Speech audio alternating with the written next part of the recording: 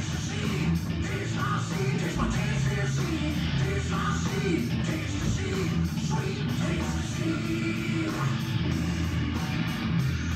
right. Welcome back, Tasty Seeders. Thank you for joining me again. This is our second show, and let's see. Well, it's week 9 preview, and I want to thank everybody, well, the 2 or 3 people that watched last week's video, but I hope you guys get into the habit of doing it. Do it on your drive to work, or I don't know, listen to it on your dog walk or whatever, but thank you for being here.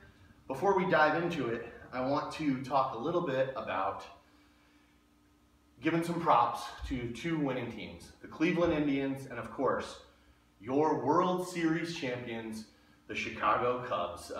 It had been 108 years since the North Side had celebrated a victory, and I think we all think that's pretty amazing. I think the mouth hugs and the Lone Ranger certainly know how that feels, huh? It's been about that long since you guys had a win. But let's dive right into it and go through this week's breakdown of the NFL. So let's check out the games here.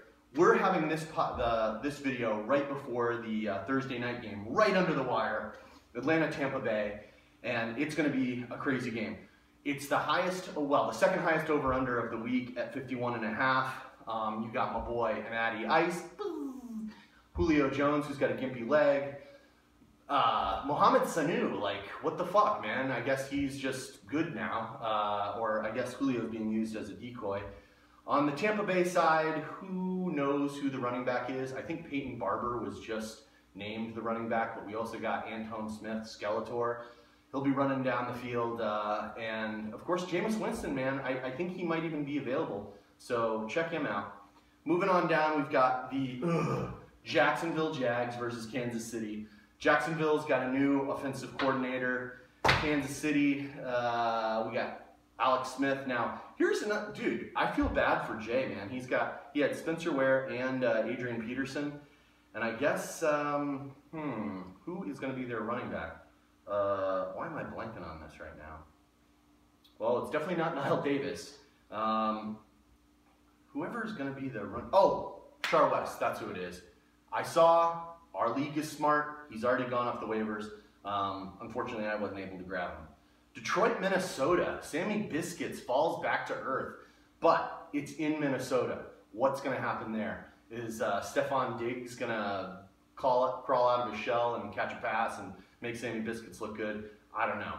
Marvin Jones has fallen back to earth. Theo Riddick had a pretty good game last week, so let's see. Dude, Minnesota is favored by 7. And I'll tell you what, I think Detroit's got a chance in that game. So that's where that's what I'm thinking there. Philly, New York. Philly with the heartbreaking loss. It was divisional, and the Giants are favored by 2. OBJ is balling out again. I think they're off a bye, I think. So we'll see. Pennsylvania heads to the Big Apple, and New York favored by 2. I will take the Giants. I think the young rookie is going to take his lumps for the next couple weeks. Dallas, Cleveland. Oh boy, who is streaming my man, Dak Prescott? I think it's the Cream Pies, and it's a good move at least for this week. So I give you props. 46.5 is the over. So boy, oh boy, that's going to be a high-scoring game, and obviously Dallas is going to destroy him. Cleveland's only getting 7, so I think that could be a fucking bloodbath. Especially with Dez Bryant, man. He looked good coming back, huh? New York Giants and Miami. This is such an uninteresting game. Ryan Fitzpatrick goes down to South Beach. Tannehill, if you really need a garbage streamer quarterback, I guess that would be something. Pittsburgh, Baltimore. This should be hard-hitting, low-scoring. Baltimore is favored by 2.5. We got Roethlisberger coming back, so I guess if you've got Le'Veon Bell and Antonio Brown, you're feeling good. What is going on with... Here's something. Baltimore, the running back situation, this Terrence West guy, he's not going to last long. You heard it here first. I am saying that, is it Kenneth Dixon? Kenneth Dixon is going to be back in the mix within the next 3 weeks. So you heard it here first. Moving on down to the Big Easy. Oh, I guess it's not in the Big Easy. It's to the big, hey guys, heading up to San Fran. 51, Jesus. New Orleans favored by 3. You know, what is going on with Mark Ingram, man?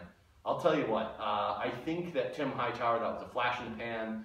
Yes, this week it might be a split squad, but moving forward, Ingram owners, cool your jets. Everything's good. Everything's copacetic. We continue on with Bipocalypse. Week 2, that's right. The Patriots aren't playing. Washington's not playing. Arizona's not playing. So, and a couple other teams. But moving on.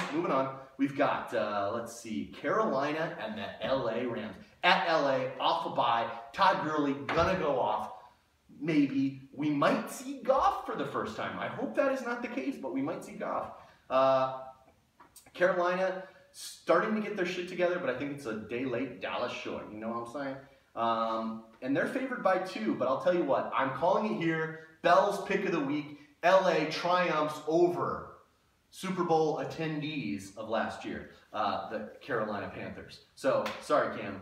Indy, Green Bay, in Green Bay. Green Bay favored by 6.5. Woo! Hoity Jordy. What's going on, my lordy?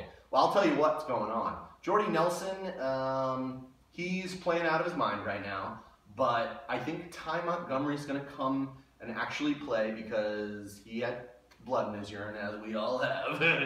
And then what's going on with Indy, dude? I'll tell you what's going on. Dante Moncrief came back and your boy picked him up off the waiver. So anyway, check that out. And then we've got Tennessee, San Diego. 48.5 is the over. That seems high. But I'll tell you what, who has been underrated this year? Phillip Rivers. I probably shouldn't be saying this because I'm going to try to put in a trade for him. But man, the Bolo. Dude, those picks, I know what you're thinking. Jay Cutler-esque, but a lot of those weren't really his fault. So I'm thinking, you know, San Diego's favored by 5.5, which is a weird number, but Tennessee, you got DeMarco Murray. I think he's playing, so Henry owners, sorry dude, I wouldn't play him. But I think that Murray is good to go. San Diego, dude, another thing is this Melvin Gordon, man, he's just a little guy, but he gets it done. So I'm picking San Diego to cover that spread. Denver, Oakland, the Super Bowl champions coming in to the bad side of the bay. What's going to happen there? Well, I'll tell you what's going to happen. We all saw Derek Carr go DC in Discovery Zone last week. What was it, 500 yards, something like that? But here's the deal, dude. Let me tell you a little something about Derek Carr. Let's take a look at the Raiders' schedule, okay? 2016, 2017. All right? I got bad news for Derek Carr owners. First of all, he wasn't all that great the couple weeks before that. Yeah, he had that crazy game against Tampa Bay, but let's take a look at what his schedule is moving down the pike. Denver, sorry. You know where he's not going to score any points either? The next week when he has a bye. Houston, Texas. Dude, they're playing in Mexico City. I don't know. There will be a lot of Raiders fans in there. If Mexico City is anything like East LA, there's going to be a lot of Raiders fans there. And then he's got the Panthers who are coming back. Buffalo Bills coming back. Kansas City Chiefs coming back. And then the Colts. So he's got the Colts in the last week of our season. So I guess that's good. And then he has to face the Broncos again. But that's last week, and we're not gonna see him then. So anyway, oh my God, is that true? Denver in Oakland is a pick'em? That can't be right. Well, I'm definitely, you know what? Even though I just said all of that, I'm gonna take Oakland. Okay, and then Buffalo, Seattle. Woo-wee! First of all, Buffalo, I don't really know what their deal is. LaShawn McCoy, please don't play him next week. Not because I have Gillislee, mostly because I have Gillislee, but also because if you're a LaShawn McCoy owner, who I think is Darren Wilner, because I traded him to him from a boy, Todd Gurley. If you're a LaShawn McCoy owner though, here's what you want, dude. You want him to sit one more week, get totally right, especially since it's a hamstring. And then they think they have the bye. So like give him 3 weeks, he's cool. Gillislee will get me a few touchdowns and everybody will be happy. Seattle, who the fuck owns Russell Westbrook in our league? I'm gonna check right now. Let's take a look here. Russell Wilson, hi. Is that winter is coming? And you're playing him. He's in your goddamn lineup. This is Jeremy's team. Dude, I gotta tell you, man, you can't be playing him. You cannot be playing him. He's not running. And his arm is no big deal. I was thinking about it. I think he just said that he was pregnant with Ciara. And when you get the pussy, you become a wussy. So that's my breakdown of the NFL. Now let's get to the real important whip around. And that is our league, Tasty Seed. Oh yeah, oh dude, we got some, all right, I need a drink for this. Going to course heavy today because you just gotta do it. All right, sorry about that. All right, so back to our league. Let's take a look at the standings. Grandma's Cream Pie still on top 7-1. Then we've got 3 teams tied up at 6-2. That's the Tony Danzigs, Worcester Woodcocks, the Jumbo Package. And then we've got 1 lone team, that's Keith with the CT Wizards at 5-3. And then we've got 2 teams on the bubble, dude, myself included. Sherman Oaks Jar Squatters for life, and a Gronking to remember. Ooh, Jay and me tied up at 500. Wow. And then we've got, dude, LA Jewish Elephants still in it at 3-5, so is Winter is Coming. And then we've got, it's time to switch to the bottom of the barrel, and that is the Unemployed Snow Shovels at 2-6. Great name, guys. And then the 1-7 Lone Rangers and the Mouth Hugs. I can guarantee you they're not watching this video because they have officially checked out. Do not check out though. And also, let's talk about David Johnson. All right, what else we got on the old, oh, this is my favorite, oh, now we're gonna look at the matchups here. So let's take a look at the matchups for this week 9. I can't believe it's week 9 already. Myself, Sherman Oaks Jar Squatters, will be facing the CT Wizards. Tough matchup, but we'll see what happens there. Jumbo Package at 6-2 against Grandma's Cream Pie 7-1. Dude, that is the matchup in our league for the week. I love it. Let's see what we got here. I don't know if they've got their lineup set, but Rossi, dude, you better fucking switch up your lineup. I think that's a psychological thing that he does. He doesn't switch his lineup into the very end. So you're like, oh, I'm going to beat this guy by 20. And then you look on Sunday morning, you're like, oh, shit. He's projected to score 140. Okay. Unemployed Snow Shovelers against a Gronkington. Remember, god damn it. So Jay's going to beat fucking Blum. Oh, God, that sucks. All right, Jewish Elephants against the Tony Danzigs, Malachi Manning. What is going to happen there? This should be a low-scoring affair, but you know what? I'm going to say that Darren's going to pull it off. And then we've got Winter's Coming, Jeremy versus Nikki. Ooh, spousal abuse, and unfortunately, it's going to be man-on-woman crimes because Nikki is going to lose again. Finally, we have Greg Krupka's Worcester Woodcocks, 6-2 versus the lowly 1-7 Lone Rangers. Andrew, I'm sorry, brother, but let's talk about David Johnson. Let someone else win the league. I'm not talking collusion. I'm just talking send me an offer and let's make something that, because you're not using David Johnson, okay? Can we be clear about that? All right, and now, our new section, Styling and Profiling. We are going to dig into somebody's team, and this week, because he was the only person to actually verbally go on the board and comment on last week's video, we're going to dig into Malachi Manning's Simi Valley, the pride of Simi Valley, the fightin' Tony Danzigs. Let's take a look here. So, this week, it's by Apocalypse, of course. He's usually got Tom Brady. Dude, why are you keeping 3 quarterbacks? You got Tom Brady, Andy Dalton, and you're playing Ryan Tannehill. I don't think that's necessary, but whatever. So this week you're playing Ryan Tannehill. Ugh, garbage. Then let's talk about his running backs, dude. He's got Ezekiel Elliott and DeMarco Murray. How the fuck did that happen? He's got the handcuffs in place with Alfred Morris and Hunter Henry. Oh, no, that's Hunter Henry, that's tight end. I was thinking Derrick Henry. And then let's look at his flex spot this week is Allen Hurns, which, dude, he might be the No, not yet, not yet.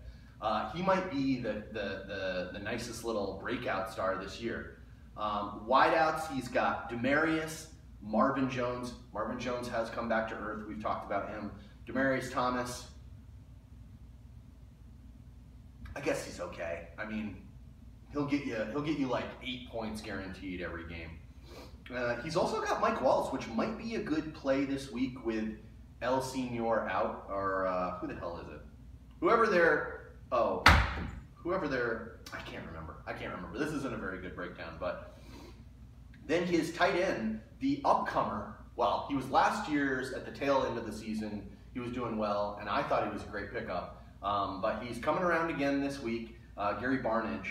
Like the last, he's pretty reliable. The last 5 weeks, 6 points, 8 points, 6 points, 7 points, 5 points last week. So no problems with Gary Barnidge. And his defense is the Cardinals, which, let's see what their box score is here. Last week they scored 0.9. And then his kicker is Stephen Gostkowski. Now, he's a good kicker. Oh, he's on bye, so he's going to have to pick up somebody. He's also got Jerick McKinnon, which is, what are you going to do with the Minnesota running backs besides not play them? But I like his team, man. In a perfect world, it's Tom Brady, and then he's got Eazy-E, and then he's got DeMarco, and then his flex spot, I mean, it could be Mike Wallace, it could be Jerick McKinnon. Right now he's got Allen Hurns. I like Hurns in there right now. His wide receivers are Demarius Thomas, Marvin Jones, and Mike Wallace, which we just mentioned. Gary Barnidge is a fine tight end. So is Hunter Henry, dude. Let's take a look at his last 2 weeks, 2 points each. Okay. And then, his defense is Cardinals, and his kicker is Stephen Gostkowski. That leads me into my next point. So all in all, I would give this team a B+ for sure, and we'll probably see him in the playoffs. In fact, I would guarantee it. But let's talk about some rule changes. Next year, I'm going to start planting the seed.